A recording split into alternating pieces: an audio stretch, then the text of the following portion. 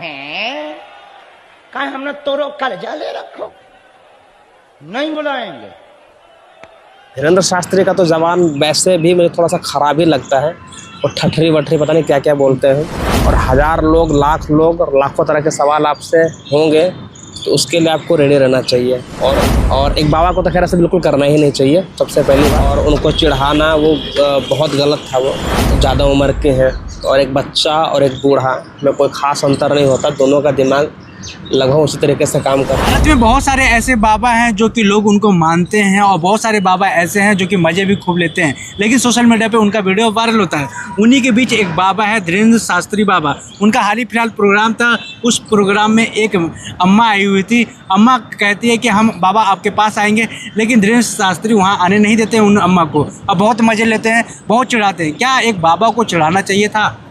नहीं, धीरेन्द्र शास्त्री की मैंने चीज़ें देखी है, मतलब उनका मैंने देखा कई सारे वीडियोस, क्लिप, रील में और वैसे भी। तो ये देखता हूँ कि वो मतलब ना उनसे जब कोई सवाल करता है तो वो अगर उन पे सवाल भारी पड़ने लगे तो उनके चेहरे पे वो गुस्सा दिखने लग जाता है और फिर वो उसी आवेश में जा देते हैं।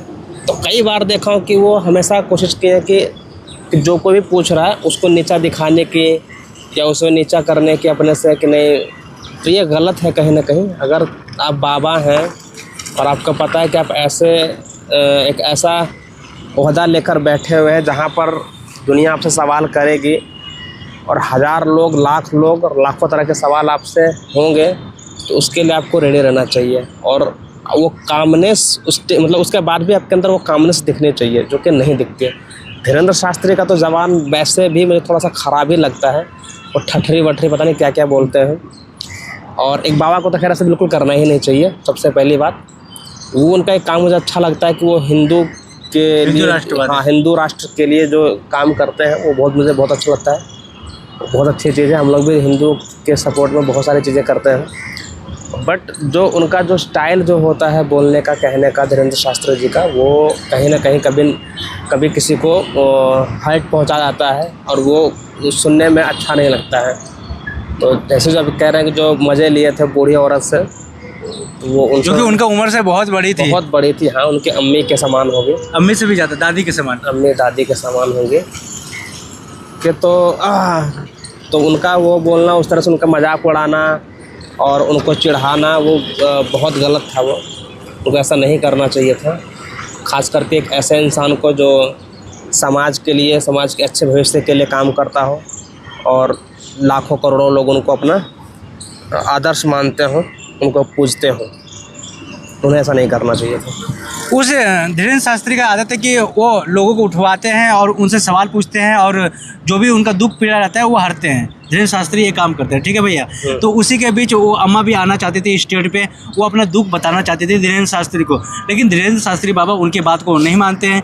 और अम्मा है, गुस्सा तो आ ही जाता है, सब दुनिया आ रही है, हमें नहीं बुला रहे हैं। तो धीरेन्द्र शास्त्री बाबा कहते हैं, देखो मैं आपके लिए नहीं आया हूँ, लेकिन इन लोगों के लिए आया हूँ। उस अम्मा के ऊपर क्या बीतेगा उस समय? नहीं, गलत है। अगर जैसे कि सीधी सी बात है, वो तो ऑलरेडी एजड है, बहुत ज़्यादा उम्र के हैं, और एक बच्चा और एक बूढ़ा में कोई ख़ास अंतर नहीं होता, दोनों का दिमाग लगभग उसी तरीके से काम करता है। तो सबसे पहले आपको उनको प्रायोरिटी देनी चाहिए थी, जो अम्मा थी, और उनकी बात तक पहले सुन लेते, उनको बुला लेते, उनको सुन लेते। देखो होता क्या, वही होता है ना, एक जो आदर्श जो आदमी होता है, जो आदर्शवादी होता है, जिनको लोग अपना गॉड मानते हैं, भगवान मानते हैं, अपने दिल से सीखते हैं, तो एक्सपेक्टेशन भी उससे होते हैं। तो आपको उसको ट्रीट वैसा ही करना होता है। और ऐसा नहीं कि अलग अलग ट्रीट करोगे, सबके साथ एक समान व्यवहार, चाहे वो अगला बंदा ख़राब हो या अच्छा हो, चाहे जो हो। बट जो आपका कर्म और धर्म है वो आपको कहता है कि सबके साथ आप इक्वल व्यवहार करें। पर आपका जो कर्म धर्म है वही कहता है कि सबके साथ आप इक्वल व्यवहार करें और सबके साथ अच्छे से पेश आएँ। तो जो आपने किया अम्मा जी के साथ में, वो बहुत गलत था। वो बहुत बेकार दिख रहा था, बेकार सुनने में लग रहा था वो।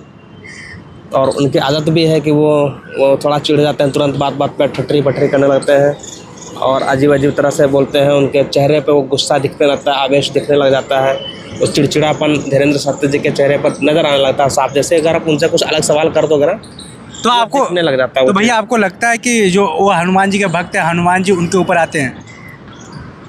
अब इस पे मैं कुछ नहीं, वो कहते हैं ना कि हमारे ऊपर हनुमान जी आते हैं। मैं इसके बारे में क्या कहूँ, बट अगर कहते होंगे तो अलग बात है।